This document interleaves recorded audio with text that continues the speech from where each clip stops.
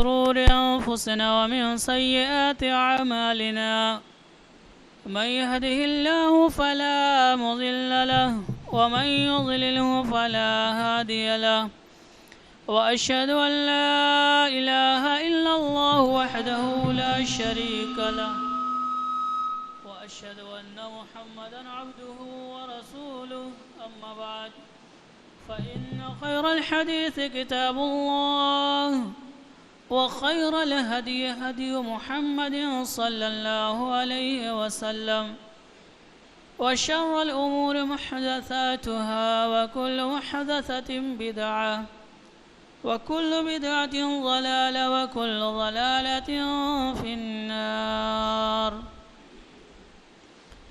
أعوذ بالله السميع العليم من الشيطان الرجيم. بسم الله الرحمن الرحيم. يا أيها الذين آمنوا اتقوا الله حق تقاته ولا تموتن إلا وأنتم مسلمون.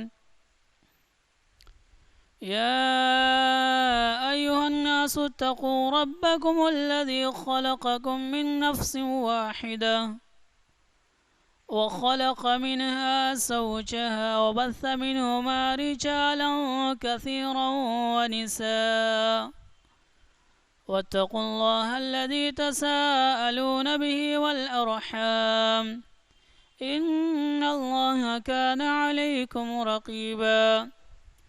يا أيها الذين آمنوا اتقوا الله وقولوا قولا سديدا يصلح لكم أعمالكم ويغفر لكم ذنوبكم ومن يطع الله ورسوله فقد فاز فوزا عظيما.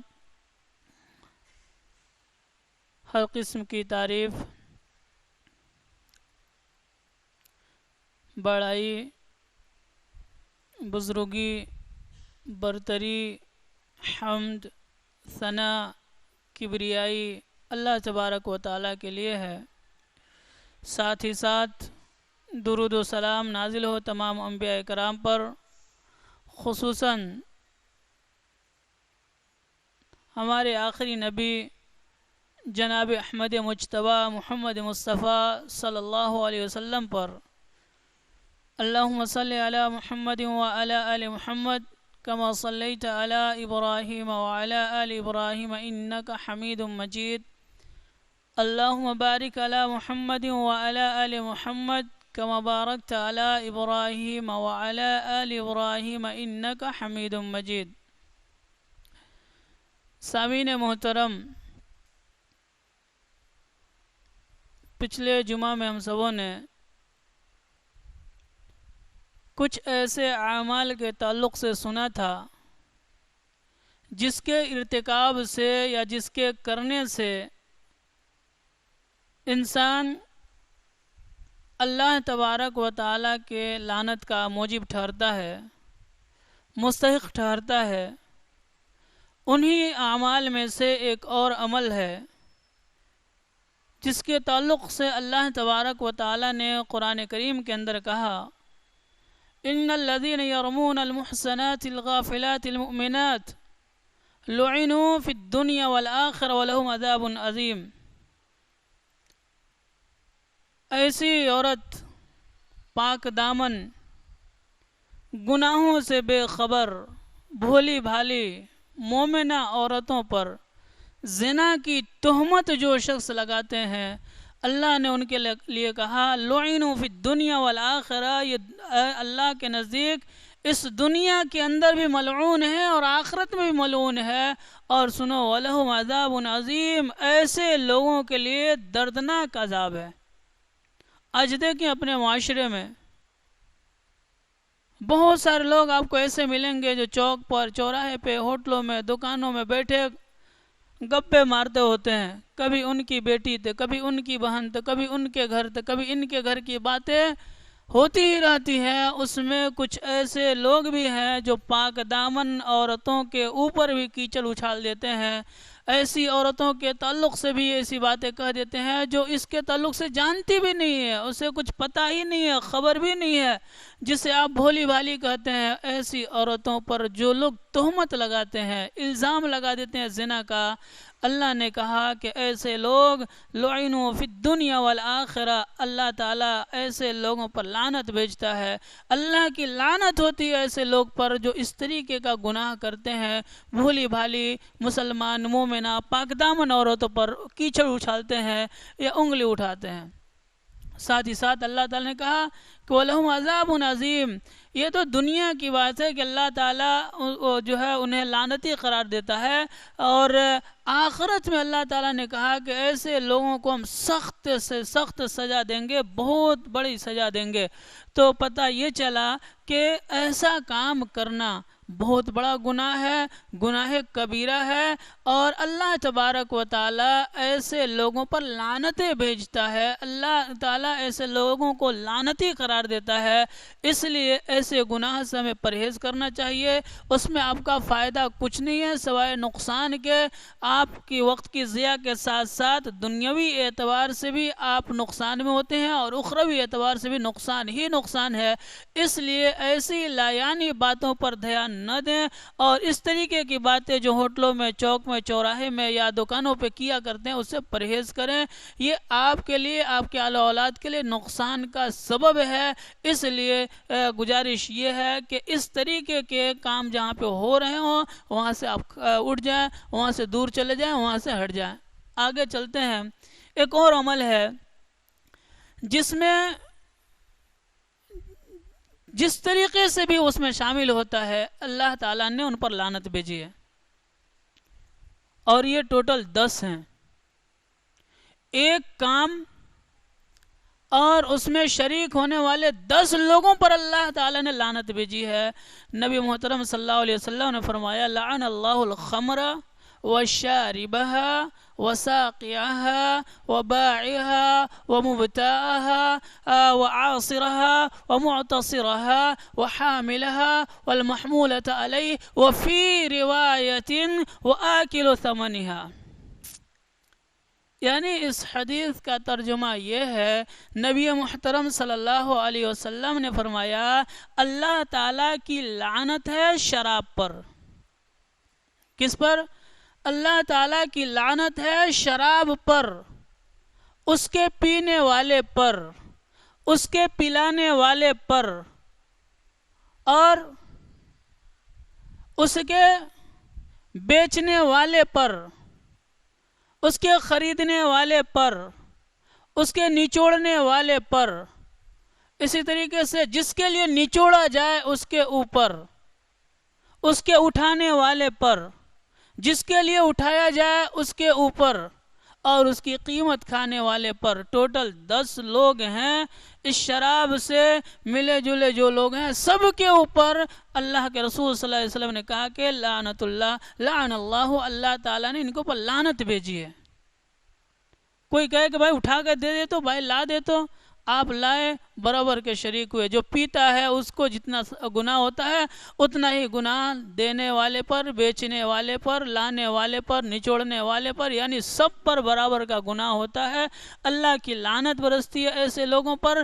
اس لیے اس طریقے کا جو بھی عمل ہو آپ اس سے پرہیز کریں، اور یہ صرف پینا ہی گناہ نہیں ہے، پلانا بھی گناہ ہے، اس طریقے سے دینا بھی گناہ ہے، پروسنا بھی گناہ ہے۔ تو اللہ کے رسول صلی اللہ علیہ وسلم نے اس حدیث کے اندر بالکل واضح کر دیا ہے کہ جو شخص بھی شراب سے ریلیٹیو چیزوں میں شرکت کرتے ہیں، اس میں ہاتھ بٹاتے ہیں، اللہ تعالیٰ کی لعنت ہوتی ہے ایسے لوگوں کے اوپر، اور یہ لوگ دنیا میں لعنتی ہوتے ہیں، اللہ کی لعنت برستی ہوتی ہے ایسے لوگوں پر۔ تو پتہ یہ چلا کہ ایسے تمام کاموں سے ہمیں دوری اختیار کرنی چاہیے جس کی وجہ سے اللہ تبارک و تعالیٰ کی ناراضگی برستی ہے، اللہ تبارک و تعالیٰ کا جو ہے جو رحمت کا نزول ہوتا ہے اللہ تعالیٰ جس سے روک لیتا ہے۔ تو ایسے تمام تمام چیزوں سے ہمیں پرہیز کرنا چاہیے۔ ایک اور چیز ہے جس کو بتانا ضروری ہے، جو ہمارے معاشرے میں بہت عام ہوتا جا رہا ہے، اور وہ ہے رشوت۔ میرے دوستو، اللہ کے رسول صلی اللہ علیہ وسلم نے فرمایا کہ لعن اللہ الراشی والمرتشی فی الحکم۔ اللہ کے رسول صلی اللہ علیہ وسلم کہتے ہیں کہ اللہ تعالیٰ کی لعنت ہے اس شخص پر جو رشوت دیتا ہے یا لیتا ہے فیصلے میں۔ یہاں جو حدیث ہے فی الحکم کہا گیا، فیصلے میں، یعنی فیصلہ کرتا ہے تو بھائی کچھ دے دے، تیرے حق میں فیصلہ ہو جائے، بھائی کچھ دے دے تو اس سے بری ہو جائے گا۔ فیصلے میں اگر کوئی شخص جو ہے رشوت لیتا ہے یا دیتا ہے تو اللہ کے رسول صلی اللہ علیہ وسلم نے فرمایا کہ ایسے لوگوں پر اللہ کی لعنت ہے۔ وہیں پہ ایک دوسری حدیث ہے جس میں عام ہے، نبی محترم صلی اللہ علیہ وسلم کا فرمان، لعن رسول اللہ صلی اللہ علیہ وسلم الراشی والمرتشی، جو ہے آپ صلی اللہ علیہ وسلم نے فرمایا کہ اللہ تبارک و تعالیٰ کی لعنت ہو اس شخص پر جو رشوت دیتا ہے یا لیتا ہے۔ کسی بھی معاملے میں، کسی بھی کام میں، کسی بھی امر میں اگر رشوت دیتا ہے یا لیتا ہے تو وہ انسان ملعون قرار پاتا ہے، اور ملعون وہ شیطان جو ملعون ہوا، جسے آپ ہر وقت اعوذ باللہ من الشیطان الرجیم جو بولتے ہیں، اس زمرے میں انسان داخل ہو جاتا ہے، اللہ کے رحمت سے دتکارا ہوا انسان بن جاتا ہے۔ جیسا کہ جنات میں سے یہ ابلیس جو ہے، اللہ تعالیٰ نے اس کو دتکار دیا، اپنے دربار سے نکال دیا، راندے درگاہ کر دیا، اب تیری یہاں کوئی ضرورت نہیں ہے۔ وہ انسان بھی مردود ہو جاتا ہے، اللہ کی جس کے اوپر لعنت برستی ہے۔ تو ایسا کام جو کرتا ہے، رشوت لیتا ہے یا دیتا ہے، اللہ کے رسول صلی اللہ علیہ وسلم نے فرمایا کہ یہ بھی مردود ہے اور یہ بھی لعنتی ہے۔ ایک اور کام ہے جسے مسلمان شوق سے کر رہے ہیں اپنی مفاد کے خاطر، وہ بہت بڑا گناہ ہے میرے دوستو۔ کیا ہے؟ لعن رسول اللہ صلی اللہ علیہ وسلم آکل الربا ومؤکلہ وکاتبہ وشاہدی وہم سوا۔ اللہ کے رسول صلی اللہ علیہ وسلم نے لعنت بھیجی ہے، اللہ تعالیٰ کی لعنت ہے اس پر جو سود کھاتا ہے، یا سود لیتا ہے یا دیتا ہے، دونوں کے اوپر۔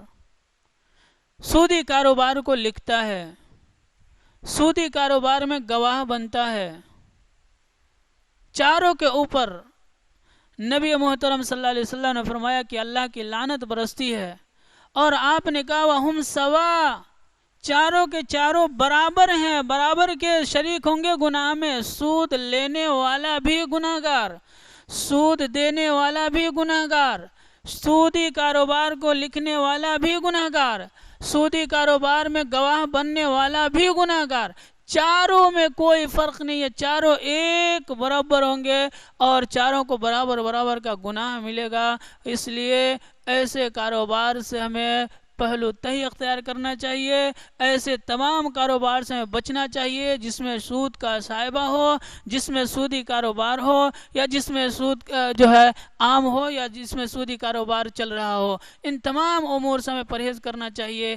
آج بہت سارے لوگ اس میں جو ہے سامنے سے دعوت دیتے ہیں کہ آپ آؤ میں تمہارا کام کرا دوں گا، آپ آؤ میں تمہیں دلا دوں گا۔ یہ بینک سے پیسے لینا گھر کے اوپر یا زیور کے اوپر یا کسی اور کے اوپر، کیا اس میں بیاج نہیں ہوتا؟ کیا اس میں سود نہیں ہوتا؟ سب جان کے لوگوں کو دلانا، سب جان کر کے لوگوں کو بلانا، سب جان کر کے لوگوں کے لیے آسانیاں کرنا، یہ کیا ہے؟ بہت بڑا جرم ہے۔ اللہ تعالیٰ کی لعنت برستی ہے ایسے لوگوں کے اوپر۔ اس لیے میرے دوستو، بھوکے سو لینا، بھوکے رات گزار لینا، لیکن ایسے لوگوں سے دوستی نہ کرنا، ایسے لوگوں کے پاس نہ جانا جو تمہاری دنیا اور آخرت دونوں برباد کر دے، جس کی وجہ سے اسے چند سکوں کی مفاد کی وجہ سے وہ اپنا ایمان تو بیچ چکا ہے، آپ کا ایمان بھی بیچنا چاہتا ہے۔ اس لیے میرے دوستو، تمام سودی کاروبار سے اپنے آپ کو بچانا، اور جہاں تک ہو سکے یہ گوارا کر لینا کہ ہم اسی حال میں مر جائیں گے لیکن اس میں ہم شریک نہیں ہوں گے، ان تمام چیزوں کو ہم نہیں اختیار کریں گے۔ اسی کو تو ایمان کہتے ہیں۔ یہی تو ایمان ہے. ایمان اگر ہے تو کٹھنائی آنی ہی آنی ہے. آپ یہ کہتے ہیں کیا کریں, کوئی دوسرا راستہ ہی نہیں ہے. دوسرا راستہ ہے یار, آپ بغیر گھر کے بھی کرائے پہ رہ سکتے ہیں. کوئی ضروری نہیں ہے کہ 5 کروڑ کا آپ مکان ہی لیں. 25,000 کا مکان اگر بھاڑے مل ہے تو آپ اس میں بھی زندگی بسر کر سکتے ہیں. کوئی ضرور نہیں ہے کہ آپ 5 لاکھ کا ہی مکان لیں. کہنے کا مطلب یہ ہے کہ یہ بہانے اللہ تعالیٰ کے یہاں نہیں چلتے کہ میں مجبور تھا, اس کے علاوہ کوئی راستہ نہیں تھا. یہ آپ کے ایمان کی کمزوری کی وجہ سے ہے. باقی آپ ایسے صحابہ کرام کو بھی دیکھے ہوں گے, کہنے کی ضرورت نہیں ہے. الحمدللہ آپ اہل حدیث ہے اور بچپن سے قصے کہانیاں سنتے آئے ہیں صحابہ کرام کے ایمان کے تعلق سے, صحابہ کرام کے تقوی کے تعلق سے, صحابہ کرام کے پرہیزگاری کے تعلق سے. یہ کہنے کی ضرورت نہیں ہے. صرف میں یہ بتانا چاہتا ہوں کہ سودی کاروبار میں پڑنا بہت بڑا جرم ہے. یہ تو اتنا بڑا جرم ہے, آپ سنیں گے کہ ایک پرسنٹ جو ہوتا ہے نا, یہ اتنا بڑا گناہ ہے. گویا یعنی سب سے ادنا جو گناہ ہے وہ اتنا ہے کہ کوئی شخص اپنے سگی ماں کے ساتھ جو ہے غلط کام کرے, اتنا بڑا گناہ ہے. یہ جان کے بھی ہم دوسروں کو ہاتھ بٹاتے ہیں, یہ جان کے بھی ہم خود اس میں حصہ لے رہے ہیں, تو ایسا کام کرنے والا لعنتی ہوتا ہے, مردود ہوتا ہے. اللہ کی رحمت اس انسان کو اوپر سے روک لی جاتی ہے.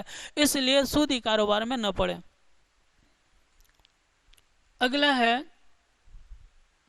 وہ ہے چوری. اللہ کے رسول صلی اللہ علیہ وسلم نے فرمایا اللہ کی لعنت ہو اس انسان پر جو ایک معمولی سا چیز چوری کرتا ہے جس کی وجہ سے اس کے ہاتھ کاٹے جاتے ہیں. آپ صلی اللہ علیہ وسلم نے اس حدیث کے اندر انڈے کا نام لیا کہ کیسا بدنصیب انسان ہے وہ جس کے اوپر اللہ کی لعنت برستی ہے. ایک انڈا چوری کرتا ہے اور اس کے ہاتھ کاٹا جاتا ہے, ایک رسی چوری کرتا ہے اور وہ اس کے ہاتھ کاٹے جائیں. یعنی چوری کرنا بھی ایک موجب لعنت عمل ہے. اگر کوئی شخص چوری کرتا ہے تو اللہ کی لعنت ہوتی ہے اس کے اوپر, اور وہ شخص جو ہے اللہ تبارک و تعالیٰ کے نظر مردود انسان ہوتا ہے, اللہ تعالیٰ کی رحمتوں سے دور انسان ہوتا ہے وہ جو چوری کرتے ہیں. اب چوری میں صرف پیسہ ہی چوری نہیں ہے, کسی کا حق چرا لینا, کسی کا حق مار لینا, یا اسی طریقے سے کسی کی زمین جو ہے ہڑپ کر جانا, یا اسی طریقے سے کسی کے کاغذات چرا لینا, دوسرے کسی کا ڈاٹا چرا لینا, یہ ساری چیزیں چوری میں آ جاتی ہے. آپ سب بخوبی جانتے ہیں. آپ کا دل یہ کہہ رہا ہے کہ میں نے یہ غلط کیا, میں نے یہ چرا لیا, بھلا بھائی کا تھا, میں نے یہ لے لیا. یقیناً یہ جرم ہے اور بہت بڑا جرم ہے. اللہ تبارک و تعالیٰ کے نظر میں وہ انسان گر جاتا ہے, مردود ہو جاتا ہے, دھتکارا ہوا جیسے ابلیس ہے, شیطان ہے, ویسا اس کا رتبہ ہو جاتا ہے اس دنیا کے اندر. اس لیے چوری کبھی بھی کہیں بھی کسی بھی طریقے کا ہو اس میں آپ ہاتھ نہ بڑھائیں اور اس طریقے کے لوگوں سے آپ دوری اختیار کریں. ایک اور عمل ہے جسے میں بتانا چاہتا ہوں, اور وہ عمل ہے میرے دوستو جو آج کل بڑھتا جا رہا ہے, وہ ہے مرد و زن کا اختلاط, مشابہت جسے بولتے ہیں. لڑکوں کو عورتوں کے لباس, عورتوں کی چال چلن, عورتوں کے جو ہے جسمانی اعتبار سے جو ساری چیزیں ہوتی ہیں وہ اپنے اندر کرنے کی کوشش کرتے ہیں. اس طریقے سے عورتیں جو ہے وہ مردوں کے لباس, مردوں کے چال چلن, مردوں کے اطوار, یہ ساری چیزیں اختیار کر رہی ہے. تو ان دونوں پر نبی محترم صلی اللہ علیہ وسلم نے لعنت بھیجی ہے, اور اللہ کے رسول صلی اللہ علیہ وسلم نے کہا کہ اللہ کی لعنت ہو اس شخص پر, اس مرد پر جو عورتوں کے مشابہت اختیار کرتے ہیں, بال رکھ کر کے ہو, سنگار کر کر کے ہو, لباس اختیار کر کے ہو, چلنے میں چال ڈھال میں ہو, کسی طریقے کا اگر مرد اس طریقے عورتوں کے چال ڈھال کو اختیار کرتا ہے, اس کے لباس کو اختیار کرتا ہے اور پھر وہ اسی میں مگن ہوتا ہے, ایسے لوگوں پر اللہ کی لعنت ہوتی ہے.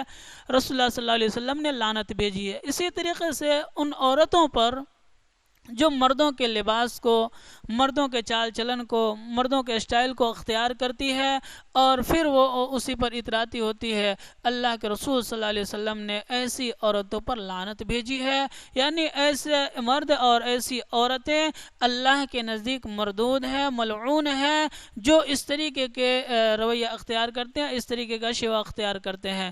ایک اور چیز ہے جس کو میں بتا دوں, اور نبی محترم صلی اللہ علیہ وسلم نے ہماری رہنمائی کی ہے, اور آج کل یہ ساری چیزیں بھی ہمارے معاشرے میں ہو رہی ہے اور لوگ اختیار کرتے چلے جاتے ہیں. وہ کیا ہے؟ صحابہ کرام کو برا بھلا کہنا. نہ جانتے ہیں، نہ سنتے ہیں، نہ سمجھتے ہیں، بس نام آیا برا بھلا کہنے لگتے ہیں۔ میرے دوستو، کسی کو برا کہنے سے پہلے ان کی زندگی کو پڑھنا ضروری ہے، کسی کے اوپر انگلی اٹھانے سے پہلے ان کی اچھائیوں کو گننا ضروری ہے، کسی انسان کے اوپر کیچڑ اچھالنے سے پہلے وہ ان کے جو خصوصیات تھے، جو ان کے اندر جو خوبیاں تھیں، اس کو دیکھنا ضروری ہے۔ بس آیا نام آیا وہ تو ایسا تھا، یوں تھا، یوں تھا، نہیں میرے دوستو، آپ جو ہے کسی کے اوپر کیچڑ نہ اچھالیں۔ نبی محترم صلی اللہ علیہ وسلم کے جو پاک باز صحابہ کرام تھے، اللہ تبارک و تعالیٰ نے ان کی جگہ جگہ تعریف کی ہے، اللہ تعالیٰ نے انہیں پہلا ایمان والا قرار کیا۔ وہ لوگ پہلے پہل جب اسلام آیا تھا اس وقت کیسی کٹھنائی رہی ہوگی، آج اتنے مسلمان ہیں اب پریشان نظر آتے ہیں، اس وقت چند مسلمان تھے، ساری دنیا ان کے خلاف تھی، ان کی زندگی کیسی ہوگی، وہ کس طریقے سے صبح کرتے ہوں گے، کیسے رات گزارتے ہوں گے، آپ ان کے تعلق سے سوچے۔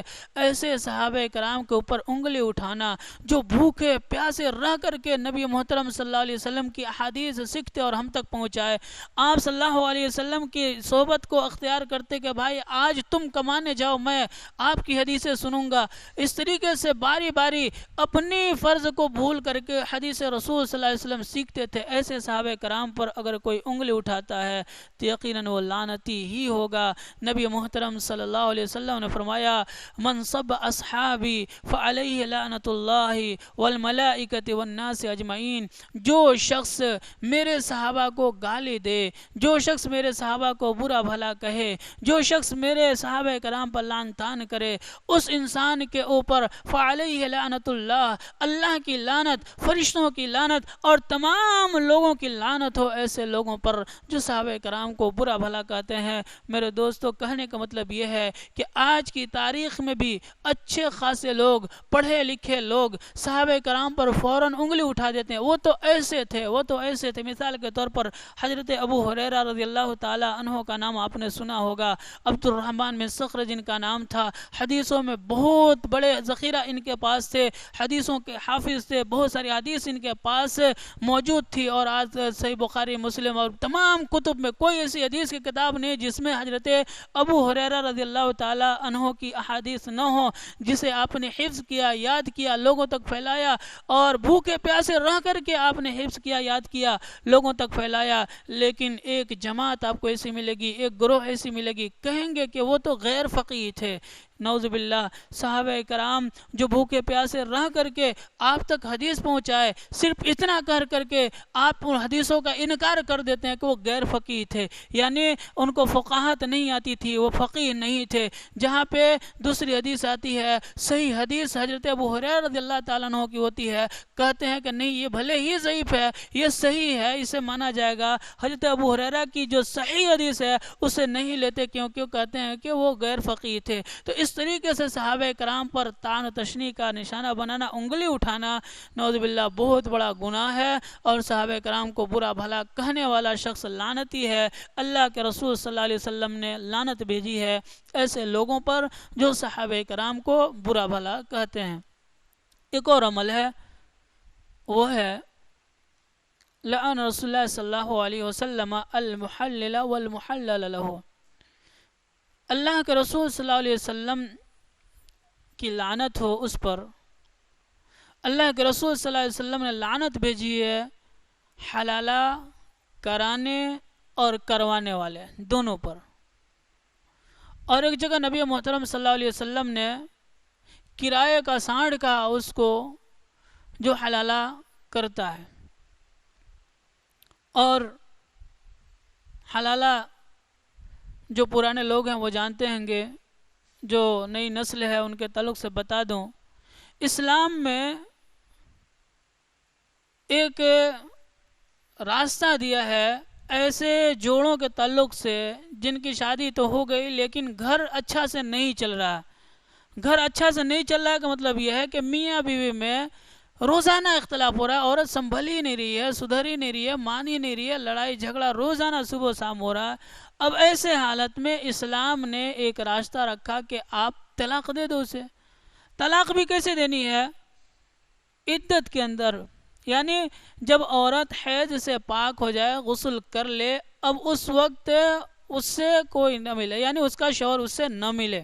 ہم بستری نہ کرے اور اس وقت اس پاکی کے عالم میں طلاق اسے دے دے، پھر اس کے بعد اپنی عورت کو اپنے ہی گھر میں 3 مہینے تک روکے، غصے میں نہیں سنبھل رہی ہے، نہیں سدھر رہی ہے، نہیں مان رہی ہے، اسے جب حیض آئے اسے نہا کر کے پاک ہو جائے، پاکی کے عالم میں اسے ہم بستری نہ کرے، طلاق دے دے، کہاں اب میں تمہیں طلاق دیتا ہوں، طلاق، اس طریقے سے ایک بار طلاق دے، پھر اس کے بعد اس عورت کو اپنے کے ہاں اپنے ہی بستر پہ رکھے، الگ نہ کرے، میکے نہ بھیجے، 3 مہینے تک وہاں رکھے، کہیں سدھر جائے، کہیں سنبھل جائے، کہیں اس کے اوپر اثر پڑے اور یہ مان جائے، اس طریقے سے اسے 3 مہینے تک رکھے، اگر نہیں مانتی ہے تب اس کے بعد اسے بھیج دے، اس کے بعد بھی اسے چانس ہے کہ وہ عورت سنبھل گئی ہوگی، سدھر گئی ہوگی، چلو اس سے شادی کر لیتے ہیں، پھر اس سے وہ شادی نکاح جدید کے دور سے کر سکتا ہے، یعنی پھر سے نکاح پڑھ کر کے اس بیوی کو لا سکتا ہے، اس طریقے سے 3 بار ہونے کے بعد اب وہ عورت اس کے لیے ابداً حرام ہو جائے گی، 3 بار طلاق دے دیا تب وہ عورت سے وہ شادی نہیں کر سکتا۔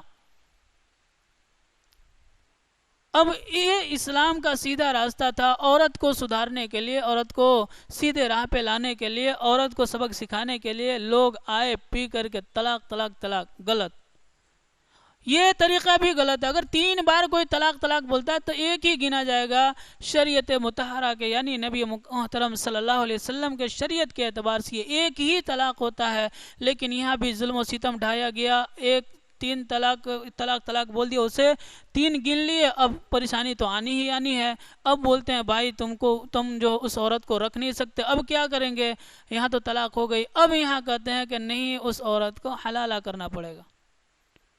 اب حلالے کے لیے کیا کریں گے، حلالے کی ڈیفینیشن بتا رہا ہوں عزیز دوستو بچوں، حلالہ یہ ہے کہ اب ایک رات کے لیے اس عورت سے کسی دوسرے کے ساتھ شادی کی جاتی ہے اور وہ عورت اس کے ساتھ رات بھر گزارے گی، صبح اٹھ کر کے وہ اسے طلاق دے گا، تو یہ ایک دم جرم ہے، گناہ ہے۔ ایک تو یہ پہلا حدیث یہ ہے، نبی محترم صلی اللہ علیہ وسلم نے ایسے لوگوں کو بھی منع کیا ہے جو طلاق کی نیت سے شادی کرے، یہ بھی منع ہے اسلام کے اندر، اور یہ حلالہ کرنے والے جو ہے شادی اس نیت سے کرتے ہیں کہ آج میں شادی کرتا ہوں، کل صبح میں اٹھ کر کے طلاق دے دوں گا، تو یہ دونوں اعتبار سے غلط ہوا، دونوں اعتبار سے اسلام کے خلاف ہوا، تو اس طریقے سے حلالہ کرنا یا کرانا دونوں کا دونوں جرم ہے۔ ہاں پہلا یہ صورت جو بتایا گیا تھا کہ عدت گزر گئی، طلاق دے دیا کہ وہ اپنے گھر چلی گئی اور اب وہاں دوسری اس کی شادی ہو گئی اور پھر وہ طلاق دے دے، تب یہ انسان شادی کر سکتا ہے۔ طلاق کی نیت سے شادی کرنا یہ حرام ہے، تو پتہ یہ چلا حلالہ کرنا یہ کرانا یہ دونوں عمل اتنا بڑا جرم ہے کہ اللہ تعالیٰ ایسے لوگوں کے اوپر لعنت بھیجتا ہے، اللہ کی لعنت ہوتی ہے ایسے لوگوں کے اوپر جو حلالہ کرتے ہیں یا کراتے ہیں۔ اللہ تعالیٰ سے دعا ہے کہ بار اللہ ہم سبوں کو ان تمام کاموں سے جن کے اوپر اللہ تیرے لعنت کا موجب ٹھہرتے انسان، ہم سبوں کو بچا، آمین۔ وآخر دعوانا ان الحمدللہ رب العالمین۔